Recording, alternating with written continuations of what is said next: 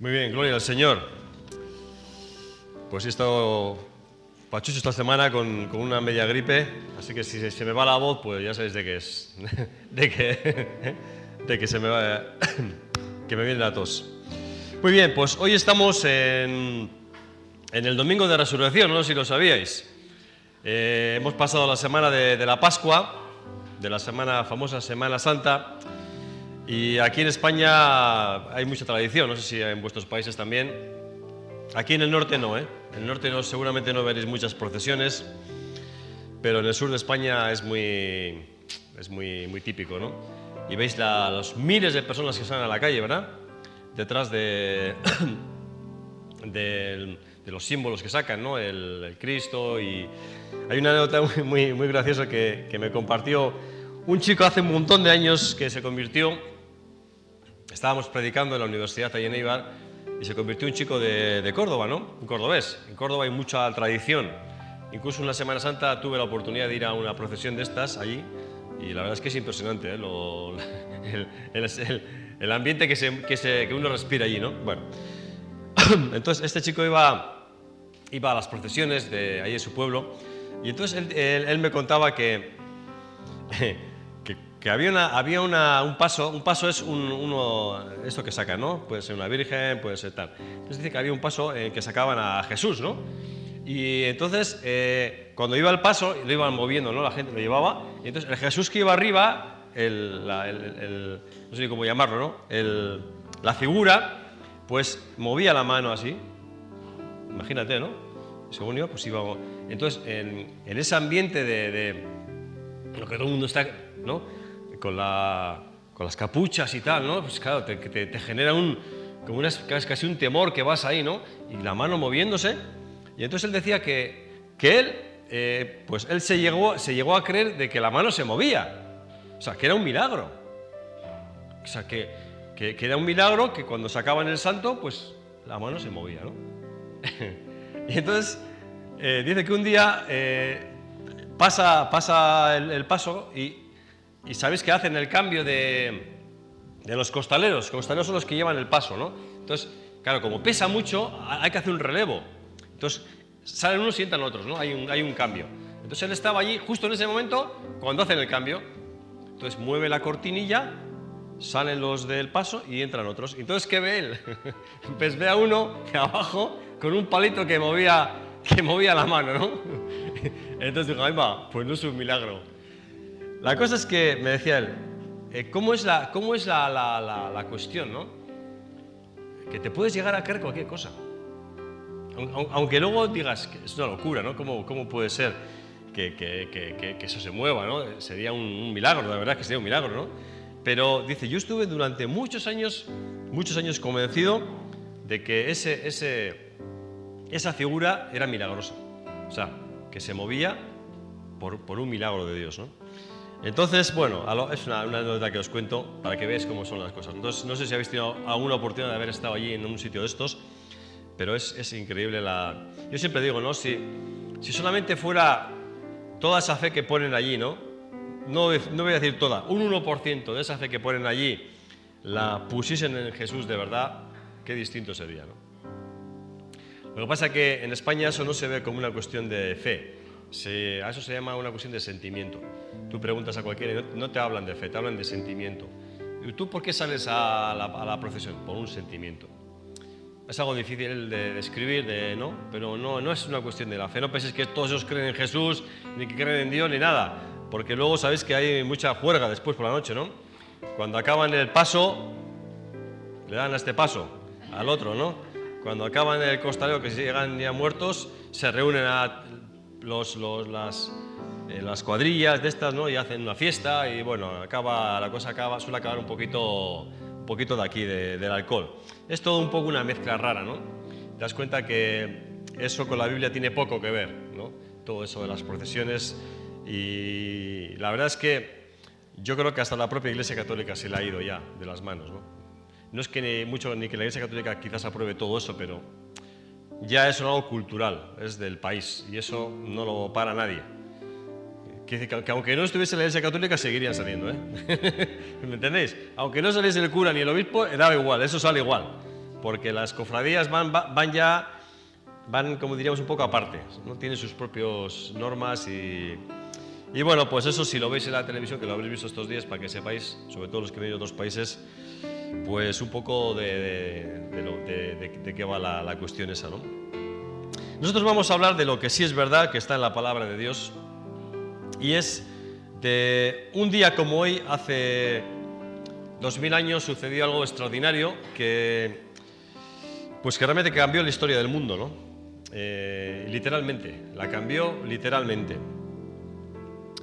Vamos a leerlo en el capítulo 20, está en todos los evangelios, en los 4, pero yo lo voy a leer del evangelio de Juan. Dice que, capítulo 20, verso 1, dice que el primer día de la semana, María Magdalena fue de mañana, siendo aún oscuro, al sepulcro y vio quitada la piedra que lo cubría. Claro, ¿dónde estamos aquí? Estamos en esta semana de la Pasión, el viernes, habían crucificado a Jesús, ¿verdad? Se calcula que Jesús murió sobre las 3 de la tarde y, claro, era costumbre, bueno, os voy a explicar un poco. Cuando crucificaban a alguien, lo dejaban morir, ¿vale? Tú te morías en la cruz, ¿me entendéis? O sea, te clavaban y hasta que te morías. Era una muerte horrorosa, de las más horrorosas que hay. Era un auténtico suplicio morir en la cruz. Pero ¿qué pasaba? Jesús no murió porque murió, a Jesús le adelantaron la muerte, para que entendamos, ¿no? ¿Por qué? Porque era una fiesta judía y entonces, claro, le matan un viernes y cuando oscurecía, los judíos no querían que hubiese ningún crucificado allí. Entonces hablan con Pilato y dicen, este tiene que morir antes. Y entonces a Jesús, por eso es que le clavan en el costado, le adelantan la muerte, si no hubiesen muerto a los 3 o 4 días. Entonces le adelantan, le rompe las piernas para que se asfixie y entonces le clavan una lanza en el costado y le desangran. O sea, a Jesús le adelantan la muerte. Bien, Jesús muere aproximadamente se calcula que eran las 3 de la tarde. Esto es muy curioso porque en el Antiguo Testamento el cordero que se utilizaba para la expiación de los pecados por todo Israel se sacrificaba a las 3 de la tarde. Curioso, ¿no? Y dice la Biblia que cuando Jesús muere se rompe el velo. En el templo de Israel había un velo muy grueso que separaba el lugar santísimo del resto y solamente entraba el sacerdote una vez al año. Fijaros si era un lugar tan santo que entraba una vez al año el sumo sacerdote y le ataban una cuerda. ¿Sabéis por qué? Por si se moría dentro. Porque no se podía entrar a sacarle. Entonces, entraba con una cuerda atada a la pierna y si no salía al rato, pues tiraban de él, porque se podía morir dentro. Entonces, ese velo se rasga en el templo. Hay un terremoto, dice la Biblia, se rasga el velo y eso nos habla de que el acceso al lugar santísimo está abierto para los creyentes, ¿no? Antes solamente para el sumo sacerdote una vez al año y ahora era para todos los creyentes. Todo eso es muy simbólico, pero es muy interesante que lo sepamos, ¿no? Porque igual lo lees en la Biblia y dices, ¿esto por qué pasó así? Pues era por esa razón. Entonces, Jesús muere y claro, ya os dije, creo que ya lo he contado una vez aquí, los muertos crucificados se los comían los perros. No se sepultaban, porque era un escarmiento, es que era un castigo. Al que crucificaban era un castigo, cruel, duro, así eran los romanos. Entonces lo echaban a los perros a un lugar donde se lo comían los perros y las aves, pero claro, ¿qué pasa? Jesús no se lo comieron los perros. ¿Por qué no se lo comieron los perros? Porque aparece José de Arimatea, que era alguien muy importante en Jerusalén, y pide el cuerpo a Pilato, le dice, quiero el cuerpo de Jesús. Y entonces Pilato duda, no sabe si dárselo o no, pero como era alguien muy influyente y seguramente le dio algo de dinero, se lo lleva. Y José de Arimatea se lleva el cuerpo de Jesús. Imagínate en el estado en que estaba el cuerpo de Jesús. ¿Has visto la película La Pasión? Pues así estaba el cuerpo de Jesús. Estado lamentable, ¿no? Se lo lleva, seguramente lo lavaron, le lavaron el cuerpo, le lavaron la sangre y la costumbre era de envolverlo en una sábana. No se metía en cajas como nosotros, los muertos se les metía en una sábana, se les enrollaba y luego sobre la cara se les ponía un sudario, que era una especie de velo, ¿no? Y así, si eras rico, te enterraban en una cueva y si eras pobre, te enterraban en la tierra, como nosotros. Claro, José de Arimatea era rico. José de Arimatea tenía un sepulcro, tenía un panteón que no había sido usado y llevan a Jesús a ese panteón. Lo meten en un panteón privado de José de Arimatea. El panteón era el cavado en la roca, una especie de cama también labrada en la roca y allí lo depositan. Allí es donde enterraron a Jesús. Esa era la cuestión, ¿no? ¿Qué se hacía después? Se ponía una gran piedra que sellaba la puerta y se ponía cemento o lo que sea, pues para evitar el olor. Y así es como Jesús quedó enterrado. Esto el viernes, antes de que oscureciese. Porque cuando oscurecía, empezaba el Shabbat, el sagrado, y no se podía hacer nada. Entonces rápidamente lo cogen, lo lavan y lo meten allí. Con la idea de cuando fuese el domingo primero, cuando se pudiese ir, volver a la tumba, abrir otra vez la tumba y echarle los ungüentos que se les echaban a los muertos, ¿no? Se les daba colonias y perfumes para que aguantase más tiempo, ¿no? Sin oler. Pero como no les había dado tiempo, pues no lo habían hecho. Solamente les dio tiempo a sacarlo, a lavarlo y a meterlo allí en la tumba. Claro, en todo eso, ¿qué pasa con los discípulos, con los 12? Pues los 12 están muertos, desaparecidos, o sea, deprimidos. Para los 12 se había acabado lo bueno, para que nos entendamos. Para los 12 se había acabado la historia. Para los 12 ya no había futuro. Para los 12 se había muerto el maestro, bueno, lo había matado y con eso se había acabado todo. Entonces cada uno, el que no se había escapado por miedo a la persecución de los propios judíos, el que no se había escapado ya estaba pensando en volver a su trabajo. Es como si de repente, pues un día desaparece la iglesia, ¿no? Por una causa que no tal, y se acaba la fe en el mundo y se acaba todo, y tú dices, bueno, pues se acabó todo, ya no hay más fe, ya no hay Dios, no hay nada en qué creer, pues me vuelvo a lo mío. ¿Qué hacía yo? Pedro, ¿qué hacía? ¿Pescar? Pues me vuelvo a pescar. ¿El otro qué hacía? No, yo era panadero, pues me vuelvo a hacer pan. Cada uno estaba pensando en diríamos, volver a lo suyo, ¿no? Porque su esperanza había muerto. Y esa era la condición emocional en la que estaban. Deprimidos, desesperados y sin un tipo de esperanza mayor que esa, ¿no? Y entonces aquí leemos que en medio de todo este cuadro, el tercer día, que ya era el domingo nuestro, es el primer día de ellos. Los judíos acaban el sábado, ¿vale? Su semana. Entonces, si acaban el sábado, el domingo nuestro es su lunes, para que te hagas un poco la idea, ¿no? Entonces, el primer día de la semana no era el lunes, era el domingo, nuestro domingo. Y dice que el primer día de la semana, pues María Magdalena, aún siendo muy oscuro, porque ya habían pasado, ya podía volver, ya podía hacerse cargo del cuerpo para echar los ungüentos, es por eso por lo que va a la tumba. María Magdalena no va a la tumba porque cree que Jesús ha resucitado. Para nada, ni pensaba que todo eso fuera de su mente. Ella va a ungir el cuerpo, a intentar ungir el cuerpo. No solamente aquí, solamente se menciona a María, pero van varias mujeres, no solamente ella, se menciona también a María, la madre de Jacobo, y alguna otra más. Creo que había como 3 o 4 mujeres que van con esa función. Llegan allí y ¿qué se encuentran? La piedra está removida. O sea, la piedra está fuera de su lugar. La piedra que hacía de puerta está fuera de su lugar.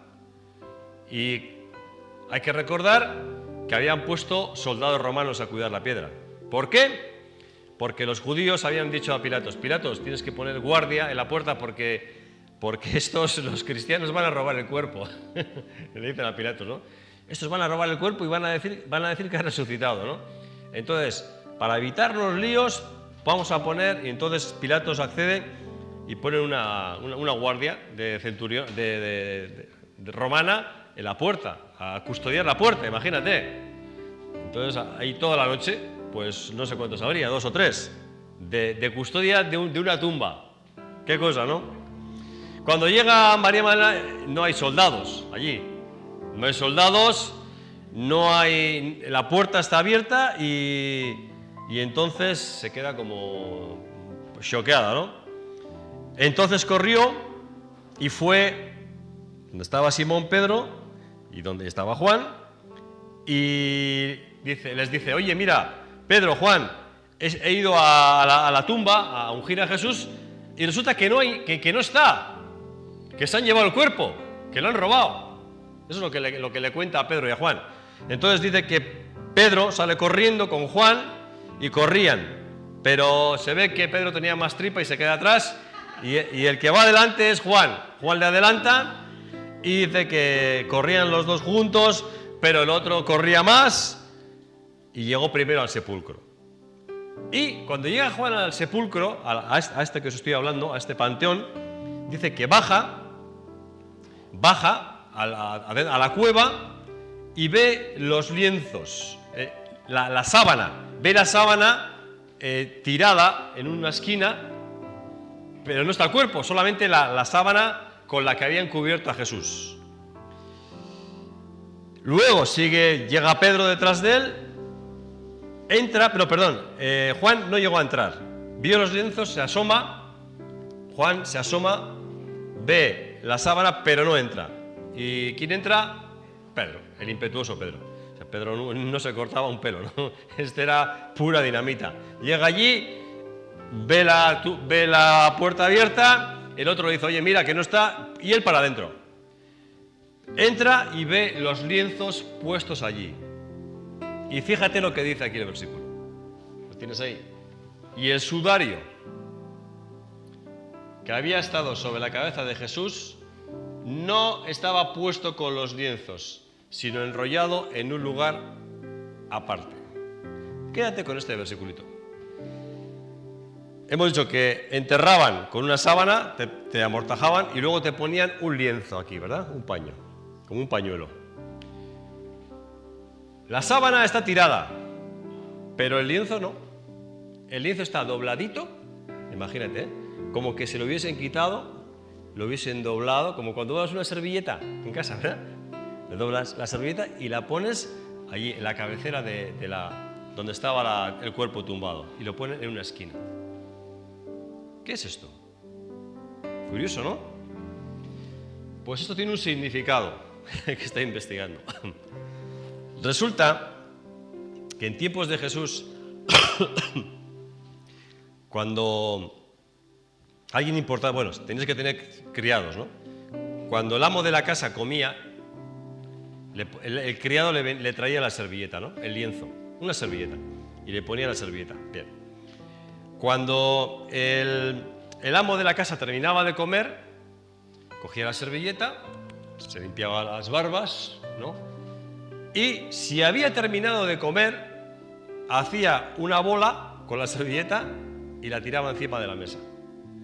Y el siervo entendía que ya había terminado de comer. Podía entrar a limpiar. Pero si el amo de la casa se limpiaba la tal, ¿no?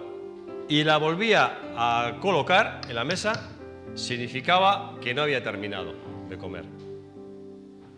Aquí lo que está diciendo Jesús es que volveré. Cuando coloca el sudario dobladito, está simbolizando, no para nosotros, porque nosotros no tenemos esa costumbre, pero Pedro sí lo entendió. El ver colocado el sudario le está diciendo a Pedro que Jesús está diciendo, no he terminado, esto no se ha acabado, volveré. Interesante, ¿verdad? Y esto, por eso está este versículo ahí. Si no hubiese tenido ningún significado, no lo hubiesen puesto, hubiesen dicho, pues está todo tirado en una esquina. Pero por un lado está la sábana y por otro lado está el sudario, ¿no? Creo que además es la famosa sábana de Turín, ¿no? Que dice que está que dicen que es el cuerpo que está en Turín, ¿no? Me imagino, en el museo. Dicen que es la sábana que se ve el rastro, la imagen de Jesús, ¿no? Porque estuvo en contacto con su piel y con el poder que hubo allí tan fuerte que se quedó. Bueno, eso es no creo que sea la sábana, pero bueno, si aún te suena la famosa sábana de Turín, dicen que es el sudario que cubrió la cara de Jesús. Aunque tengo serias dudas de que ese sudario llegase hasta Turín, pero bueno, cosas de los católicos, ¿no? Que a veces... Bien, entonces dice que entró también el otro discípulo que había venido primero, que es Juan. Vio, fíjate lo que dice aquí, vio y creyó. Qué interesante, ¿no? Todavía no sabían qué había pasado, ¿eh? Aquí, porque Jesús todavía no se había aparecido a nadie. Aquí ellos no saben qué ha pasado. O sea, entran, ven que no está el cuerpo, pero no saben qué ha pasado. Hombre, ha podido resucitar, claro que sí, pero también lo han podido robar. ¿Me entendéis? La confusión que tuvieron en primer lugar, no sabían, estaban choqueados, ¿no? Estaban choqueados de que había muerto hace 2 días, que lo habían crucificado, y ahora reciben un segundo shock de que no está el cuerpo. No, es como que no acaban de entender qué es lo que pasa, ¿vale? ¿Por qué? Verso 9. Porque aún no habían entendido la Escritura. ¿Qué es lo que decía la Escritura? ¿Qué es lo que decían las profecías? Que era necesario que Él resucitase de los muertos. Y volvieron los discípulos a los suyos. Entonces esto es así. Domingo por la mañana, muy de madrugada, van las mujeres a ungir a Jesús, no está el cuerpo, llaman a Pedro, viene Pedro y Juan van, tampoco ven, y luego Pedro y Juan se vuelven a la casa, ¿vale? Ellos se vuelven a la casa y ahora seguimos, pero María se queda, María Magdalena se queda en el sepulcro, llorando. ¿Qué ha pasado? Y mientras lloraba, se inclinó para mirar dentro. Qué bonito. Fíjate, Pedro y Juan ya se han ido a lo suyo, ¿no? Aquí ha pasado algo, aquí ha pasado algo, aquí ha pasado algo. ¿Qué ha pasado con Jesús? Pero María se queda. Y llora una congoja, ¿verdad? ¿Pero qué ha pasado? ¿Pero dónde está Jesús? Y dice que se asoma. Ya al final la pobre mujer, ya por la curiosidad o por comprobar que verdaderamente no estaba Jesús allí, se asoma dentro de la cueva del sepulcro. Y como tal cosa dice que vio a 2 ángeles con vestiduras blancas. Qué chulo, ¿no? Que estaban sentados, uno a la cabecera y el otro a los pies, donde había estado puesto el cuerpo de Jesús. Cuando entra María, ve 2 ángeles, 2 seres espirituales ahí de una gloria tremenda, cada uno sentado a un lado, ¿no? Pero está en tal shock la mujer que no sabe ni lo que está viendo, por lo que habla, ¿eh? Vale, entra, pero no penséis que hay 2 ángeles, qué bien, ¿no? Pues voy a hablar, ¿no? Con esos 2 ángeles. No saben ni quiénes son. Y son los ángeles los que hablan con la mujer. Y le dicen, mujer, ¿por qué lloras? ¿Qué te pasa? Y le dice María, porque se han llevado a mi Señor y no sé dónde le han puesto. Qué cosa, ¿eh? Fíjate, la escena. Hablando con 2 ángeles, pero en ese shock en el que está ni se da cuenta, ¿no? Solamente expresa lo que siente. ¿Y qué es lo que siente? Que se han llevado a mi Señor y no sé dónde le han puesto. Cuando había dicho esto, se volvió y vio a Jesús que estaba allí. Mas no sabía que era Jesús. Qué cosa, ¿no? A veces, lo que hace la mente humana, ¿no? Eso nos pasa a todos, ¿eh? Puedes estar en un sitio, puedes estar bajo tanta presión, puedes estar en una situación bajo tan choqueado que no eres consciente de lo que está pasando, ¿no? ¿No te ha pasado alguna vez? Esto pasa muchas veces cuando uno tiene un accidente de circulación o recibe una noticia muy dramática en su vida, ¿no? Que de repente no sabes, te están hablando y no entiendes así. Te están contando algo y no sabes ni les oyes siquiera, porque estás en una especie de shock. Tu mente está bloqueada y escuchas cosas que te cuentan y que te dicen, pero tú estás como en otra cosa. Tu mente está para allá. Estás como se suele decir, estás ido, ¿no? Estás en la nube de Valencia. Pues algo así le pasaba a María. Le habla a Jesús y no se da cuenta que es Jesús. ¿Te puedes creer eso? Le dijo Jesús: mujer, ¿por qué lloras? Primero le había preguntado a los ángeles, ¿no? Y ahora es Jesús. Pero María, ¿por qué lloras? ¿A quién buscas? ¿Qué estás buscando? Ella, pensando que era el hortelano, fíjate, confundió a Jesús con el de la huerta. Confundió a Jesús con el que cuidaba la huerta, el hortelano. Pensando que era el hortelano, dijo: Señor, si tú lo sabes, dime por favor, ¿dónde se han llevado a Jesús? Que yo me lo llevo, que es que yo me quiero llevar el cuerpo, tengo que ungirle con los perfumes. No se le puede enterrar así de cualquier manera. Jesús le dijo: María. Fuerte: María. Volviéndose ella dijo: Raboni, maestro. Y ahí es cuando le reconoce. Qué cosa, ¿no? De primera vista no le reconoció. Tuvo que Jesús darle esa palabra. María es como: despierta, despierta, despierta, que soy yo, mírame. Entonces ella reacciona. Jesús le dijo: no me toques. Porque María instintivamente fue, ¿verdad?, a abrazarse a Jesús, ¿no? Instintivamente. Lo vas a abrazar, porque aún no he subido a mi Padre. Mas ve a mis hermanos y diles: subo a mi Padre y a vuestro Padre, a mi Dios y a vuestro Dios. Esto es interesante, ¿no? ¿Por qué no pudo tocar a Jesús? Esto es un misterio, ¿no? Pero tendría seguramente que ver con que el cuerpo de Jesús todavía no había sido glorificado. ¿Qué significa eso? Que seguramente no había tomado todavía la forma... en la Biblia hay como, lo explica Pablo, dice que hay varios tipos de cuerpos. Están los cuerpos materiales, que son los que tenemos nosotros, ¿no? Carne, hueso, toda esta materia, pero los ángeles no tienen este cuerpo. Los ángeles que aparecen en la Biblia no tienen esta... Pueden tener la figura, ¿no? Así como seres humanos parecidos, pero no tienen esta materia. No son carne y hueso. Los ángeles no son carne y hueso. Entonces, ¿qué pasaba? Que Jesús acababa de resucitar. Pero ¿qué ha resucitado? Su cuerpo físico, ¿no?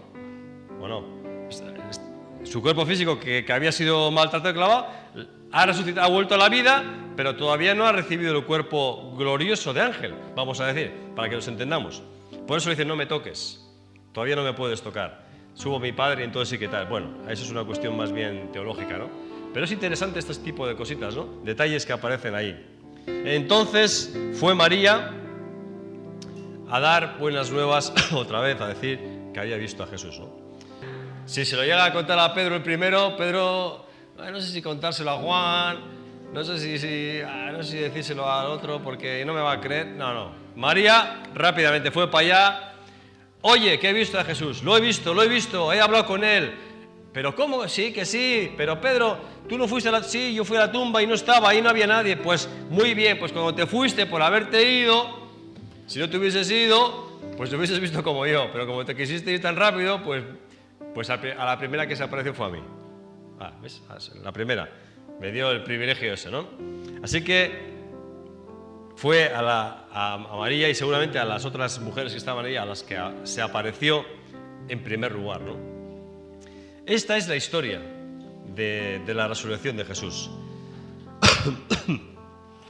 Ahora vamos a ver algunas cosas interesantes de esto, ¿no? ¿Por qué es importante? Lo primero que llama la atención es, bueno, lo más importante aquí es que la muerte de Jesús, he dicho que fue el acontecimiento más importante de la historia y que cambió la historia, porque la muerte realmente, en la muerte de Jesús es donde se perdonan los pecados, ¿verdad? Si la muerte de Jesús no hubiese habido perdón para nosotros, eso está claro. Pero si la resurrección no hubiese habido proclamación del Evangelio, porque los discípulos, los apóstoles, estaban muy atemorizados. Para ellos había terminado todo. Entonces, faltaba la resurrección, faltaba que Jesús mostrase su poder, no solamente sobre la muerte de otros, porque lo vimos cuando resucitó a Lázaro, ¿no? Que tuvo poder para dar vida a otros, sino que tuvo poder para darse vida a sí mismo, ¿no? Y este hecho de que ellos le vieran vivo fue lo que lo cambió todo. No sé si me entendéis. El hecho de ver a Jesús otra vez vivo les cambió. Si el viernes quedaron choqueados porque murió, el domingo volvieron a ser choqueados porque lo vieron resucitado. Y entonces ahí ya en su cabeza ya eso era imagínate, ¿no? Es difícil de procesar. Hay cosas en la vida que son difíciles de procesar. Nos cuesta darle el sentido, o sea, entenderlas. Y aquí lo que nos dice es que ellos no lo habían entendido todavía, ¿no? No les cabía que... Primero, no les cabía que ¿por qué tenía que haber muerto? Eso es lo primero. ¿Por qué tenía que morir? Y después de que ha muerto, de repente aparece resucitado y, bueno, ¿y ahora qué? ¿Y ahora esto qué significa? Pues es lo que vamos a ver esta tarde, ¿no? ¿Qué significa que Jesús haya resucitado de los muertos? Primero, significa que, daros cuenta que el mayor enemigo del ser humano, ¿cuál es? Pensáis. La muerte, ¿no? ¿Qué es lo más duro que recibe el ser humano? Es la muerte. O sea, la muerte de un ser humano pone fin a la vida para siempre, ¿o no? Cuando recibimos o cuando en nuestro entorno se muere alguien, tomamos conciencia de la muerte, ¿que sí? Normalmente no, porque la vida es la vida, tiramos para adelante, hay que tirar para adelante como sea, ¿no? Pero cuando la muerte nos toca muy de cerca, especialmente con un familiar o algo, nos damos cuenta de lo trágico de la muerte, ¿no? Es decir, que tú a la persona que pierdes no la vas a volver a ver más. Es que es irreversible, no se puede revertir. Así como la enfermedad se puede revertir, una crisis económica se puede revertir, un problema que tengas, bueno, se puede solucionar. Mi madre decía que todo tiene solución menos la muerte, y era verdad, ¿no? Todo se puede solucionar, en cierto sentido, ¿no? Menos la muerte. La muerte es irreversible. Cuando tú pierdes a alguien, lo pierdes para siempre. La Biblia dice que está determinado para todos los seres humanos que mueran una sola vez y después el juicio final. No hay reencarnación en otro ser, ni en un bicho, ni en un pájaro, ni nada. Todo eso no hay reencarnaciones. Una vez de que te mueres es definitivo. A menos que Jesús te resucite, como fue el caso de Lázaro y otros cuantos, ¿no? Pero si no, cuando tú pereces es para siempre. Así que el mayor enemigo que tenemos en los seres humanos es la muerte. ¿Y la muerte por qué vino? Dice la Biblia, por causa del pecado. Entró el pecado y entró la muerte. Entró la muerte física y, como veremos, también entró la muerte espiritual. ¿Por qué? Porque uno puede morir físicamente cuando se para tu corazón. Pero hay otra muerte que todavía es peor, que es la muerte espiritual. ¿Qué es la muerte espiritual? La separación eterna de Dios.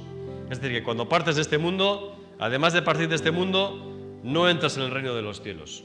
Separado de Dios para la eternidad. Eso es la muerte espiritual, la muerte del espíritu, ¿no? Que no solamente es lo físico en lo que muere, sino que también es lo espiritual, ¿no? Entonces, ¿qué es lo que se libró en la cruz? En la cruz Jesús nos libró de la muerte. No de la muerte física, sino de la muerte espiritual. Porque de la muerte física no nos va a librar nadie. Nadie es eterno aquí. Puedes vivir más, puedes vivir menos, con más o menos calidad, pero todos partimos algún día. Ahora, Jesús dice, hay otra vida, ¿no? El reino de los cielos, ¿qué es? El reino de los cielos, otro reino que no tiene nada que ver con esto, ¿no? ¿De qué está hablando Jesús? De la vida eterna. ¿De qué está hablando Jesús? De pasar la eternidad con Dios, en su presencia, en su reino. ¿De qué está hablando Jesús? De que te puedes quedar fuera. De eso está hablando el Evangelio, no es otra cosa, ¿no? Entonces, en la cruz, lo que pasa es que tus pecados son perdonados. Alguien paga por ti, nunca lo olvides. No es que se borran, es que alguien paga por ti. Es como cuando tienes una deuda y alguien la paga por ti. No es que la deuda desaparece, no. La deuda no desaparece, es que alguien la paga, que es distinto. Alguien la paga. Y Jesús en la cruz pagó todos. Por eso cuando dijo consumado es, está diciendo, está hecho. Lo que vine a hacer está hecho. Vine a perdonar los pecados de todos los seres humanos, está hecho. Cualquiera que venga y se arrepienta y pida perdón, es perdonado. Eso es la cruz. Claro, pero luego está la vida eterna. Uno puede ser perdonado y morir y pudrirse en la tumba perdonado. ¿Sí o no? Perdonado, pero te mueres en la tumba, te pudres, ¿no? No solamente es que somos perdonados, sino que somos llevados a la vida eterna, que recibimos la herencia de la vida eterna. Y cuando Jesús resucita, está demostrando que tiene el poder también sobre la muerte. Eso es lo importante. A Pilatos le dijo, tú no me quitas la vida, Pilatos, yo la doy. ¿Tú crees que tú me quitas la vida porque me mandas a la cruz? No, te equivocas. Si yo quisiera, el Imperio Romano caería ahora mismo. Si yo quisiera, mandaría mis legiones y acabarían con todas tus legiones. ¿No le dijo eso a Pilatos? Tú no me quitas la vida, yo la doy para volverla a tomar. Cuidado. Yo la doy en sacrificio por el mundo, por todos los que se van a arrepentir. Pero lo voy a volver a tomar. Y cuando resucita Jesús está demostrando que también es el Señor de la muerte. Eso es lo que está demostrando, ¿no? Que también tiene el poder sobre la muerte. Y esto es algo muy, muy importante, ¿no? Muy trascendente. Saber, tener la seguridad de que Jesús en la cruz llevó los pecados y que además nos ha preparado un lugar en la vida eterna, ¿no? Cerca del Señor, cerca de Dios, en su trono, cerca de su trono. Y esto es lo que ellos no entendían. Los discípulos esto no lo entendían. Ellos, si os acordáis, ese mismo día que resucita Jesús, van dos que van por el camino de Emaús. ¿Os acordáis? Van de Jerusalén a Emaús, dos discípulos hablando. Iban muy desesperados los pobres porque había muerto Jesús. Y entonces Jesús se les aparece. Iban caminando y se les une, ¿no? Van ahí charlando, pero no se dan cuenta que es Él. No saben que es Él. Y entonces Jesús les dice, ¿qué chicos? ¿De qué habláis? Y le dicen uno, ¿pero no sabes de lo que ha pasado estos días en Jerusalén? No, dime, ¿qué ha pasado? Pues que han matado a Jesús, un profeta de Dios, que tal, y plan. Y cuentan todo, ¿no? Y le dicen, ellos le dicen a Jesús, y dicen que ha resucitado. Dicen, hemos oído por ahí que le han visto resucitado y patatín y patatán. Y entonces Jesús les empieza a hablar, ¿no? Pero ellos no saben que es Jesús. Les empieza a hablar y les va mostrando por las escrituras del Antiguo Testamento, les va diciendo las profecías que había, que cómo tenía que ser el Mesías y tal, y que cual, ¿no? Entonces llegan al mesón y Jesús hace que se va. Y entonces le dicen, no te vayas, quédate. Y se queda con ellos.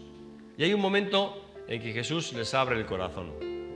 Tenía como que estaban cegados, también estaban choqueados, ¿no? Estaban todos medio groguis, no sabían muy bien qué pasaba.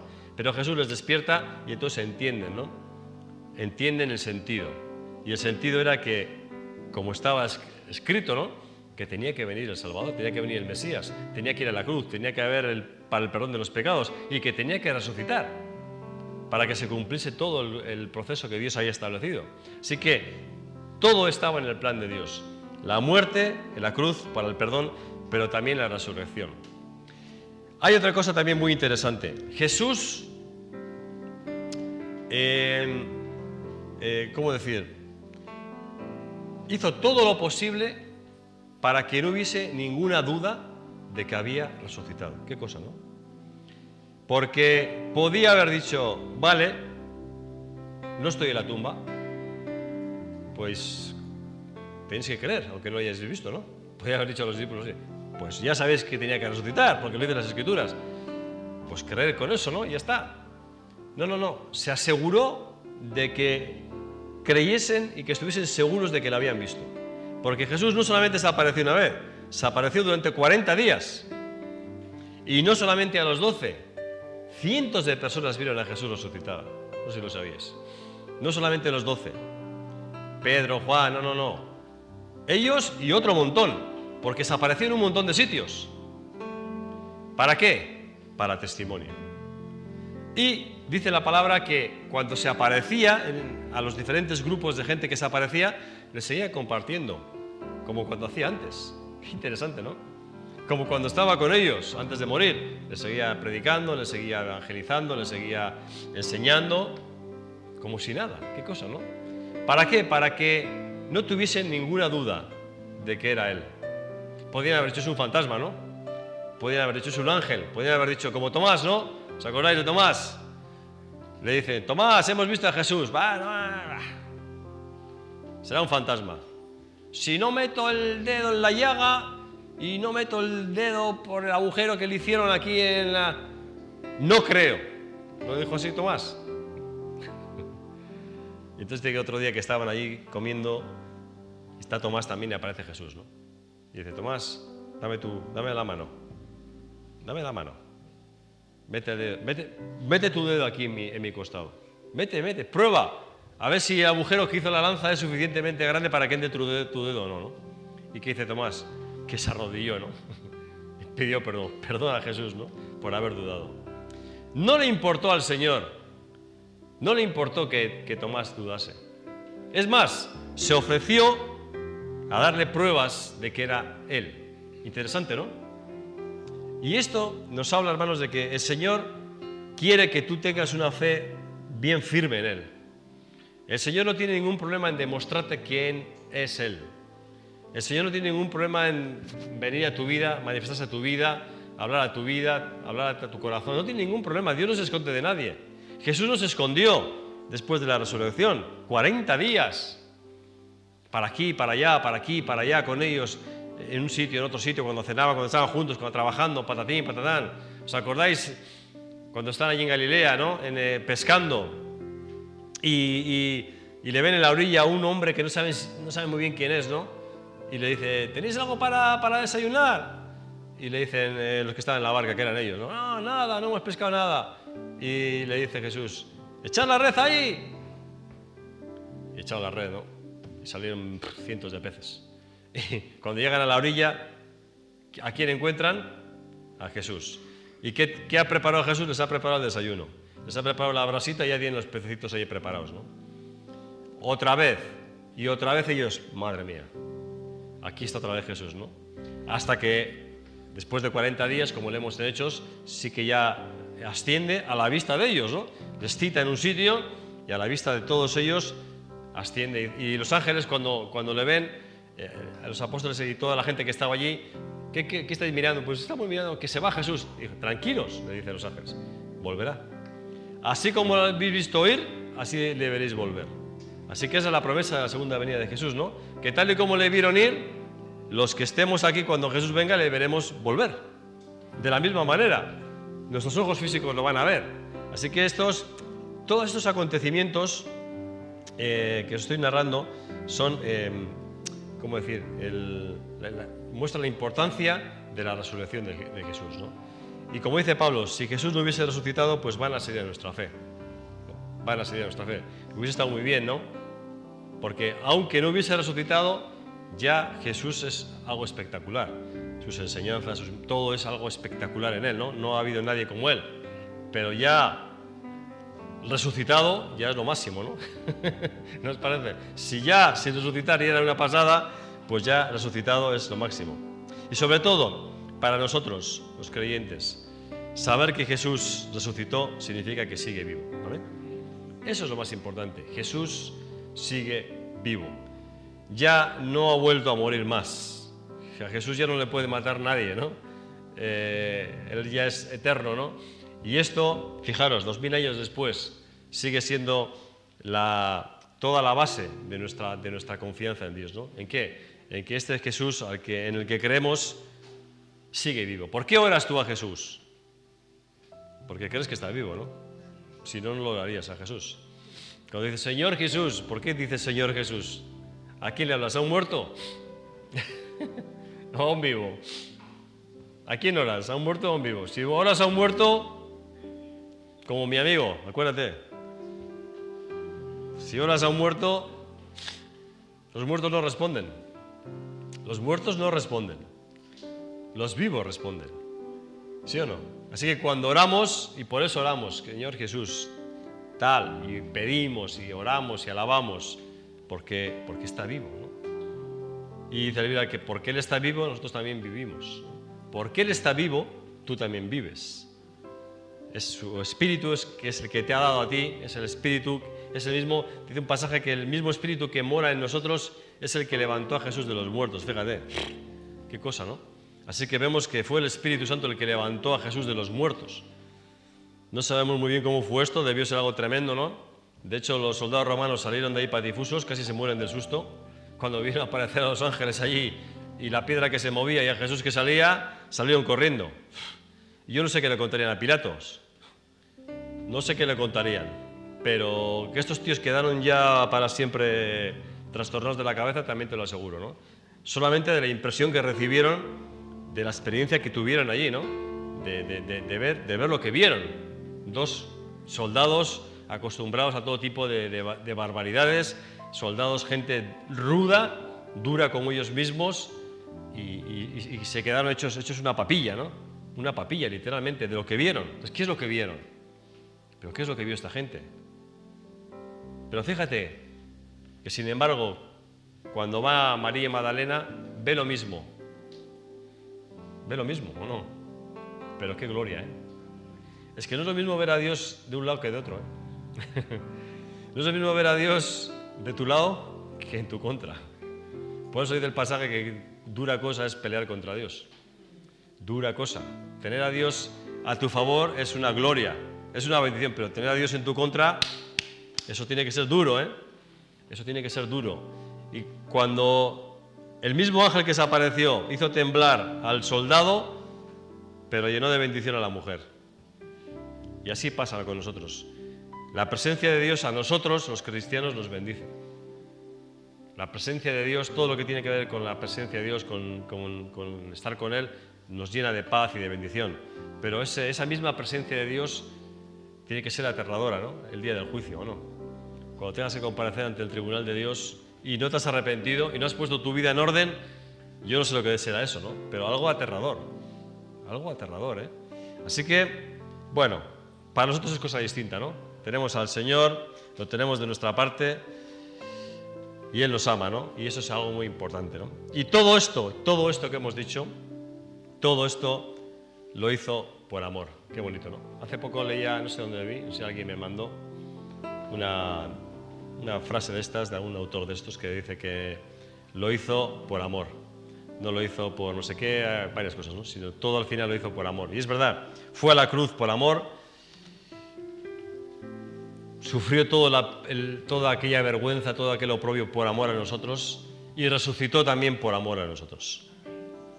Dice Pablo que fue el primero en resucitar, como muestra de los que habíamos resucitar después, ¿no? Porque ese es otro tema, ¿no? Nosotros también resucitaremos con Él.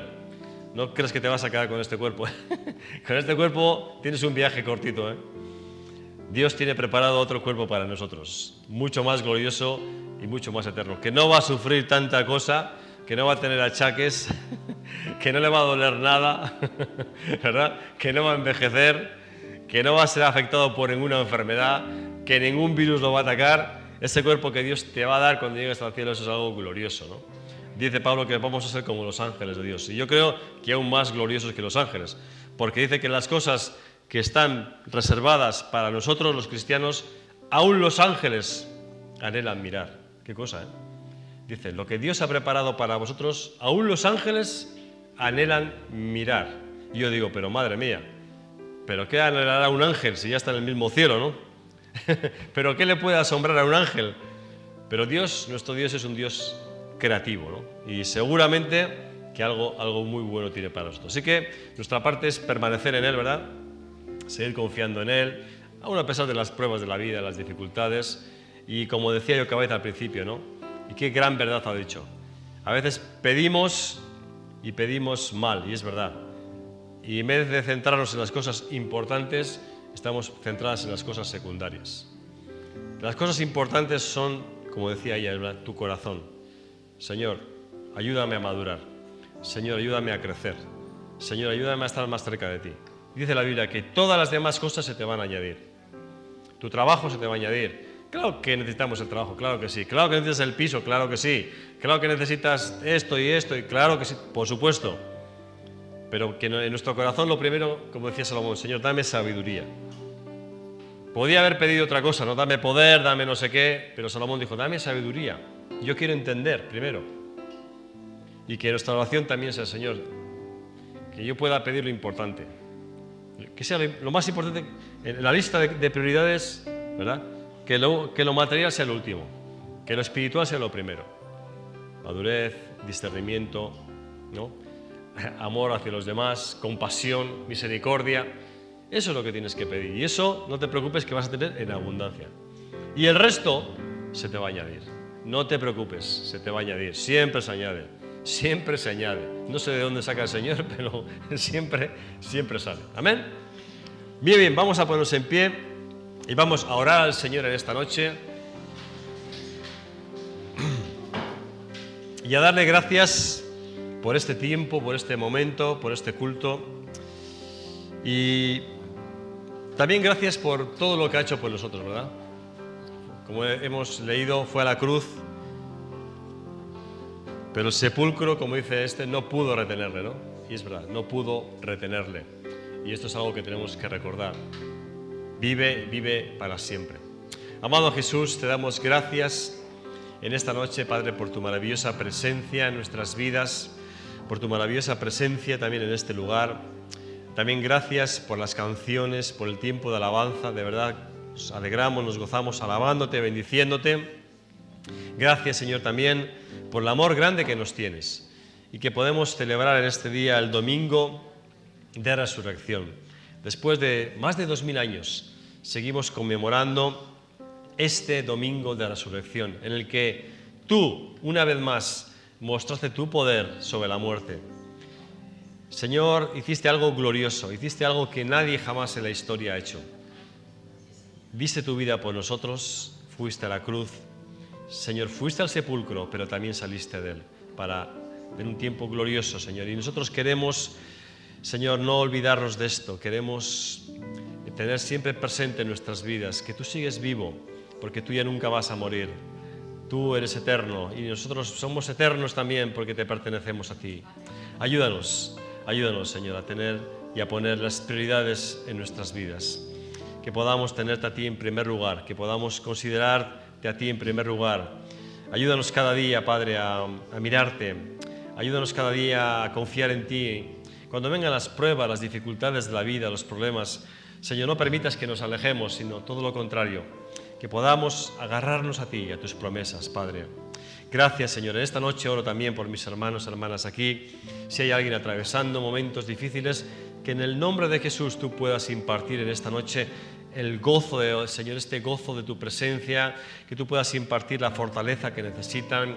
Si hay alguno también necesitando de trabajo, que proveas también ese trabajo que necesitan. Si hay alguien necesitando, Señor, también de sanidad para sus enfermedades, que en el nombre de Jesús también impartas sanidad para sus cuerpos, Padre, y sobre todo que impartas a cada uno de nosotros mucha esperanza, mucha fe renovada en ti, Jesús, que podamos continuar este camino de fe, este camino hasta la vida eterna, hasta el cielo, que es nuestro destino, Padre. Señor, encomendamos la semana que comienza delante de ti, con nuestras ocupaciones, los trabajos, todo lo que viene, tú lo conoces. Permite, Señor, que sea una semana de bendición, permite que sea una semana de victoria, permite que sea una semana en que podamos también verte en las pequeñas cosas de la vida. Señor, que podamos ver tu bendición en todo. Ayúdanos, Señor, ayúdanos a cada uno. Encomendamos, Señor, este tiempo, nuestras propias vidas en tus manos, en el nombre de Jesús. Amén y amén. Aleluya, Dios, te alabamos.